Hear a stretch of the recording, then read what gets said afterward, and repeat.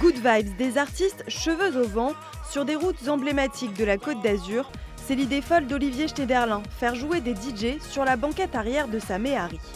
Bah ça c'est une porte de toilette, c'est un petit peu de la bidouille de A à Z, mais c'est de la récup on va dire. Baptisée Radio Mamé, la Méhari électrique fabriquée à Cassis a été entièrement équipée avec pas moins de 6 caméras. Derrière on a aussi des powerbanks qui vont elles nous permettre de faire fonctionner l'ampli qui va gérer le système son et plus après tout ce qui va être les divers outils pour les DJ, donc le contrôleur et l'ordinateur pour pouvoir avoir des sessions qui sont propres.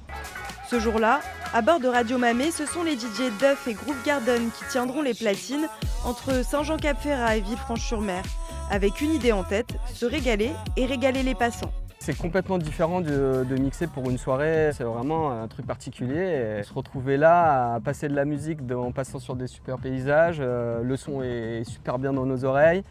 Et c'est vrai que le sourire, voir les gens, la réaction, c'est vraiment c'est unique, quoi. Avant eux, les Niçois Môme et Yann Muller ont inauguré la Méhari sur les routes de leur ville. Leurs sets sont à écouter sur YouTube, ainsi que, comme le veut le concept, une petite interview d'eux.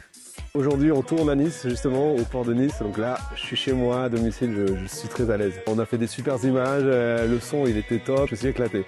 Faut bien se le dire, l'idée elle est quand même assez absurde.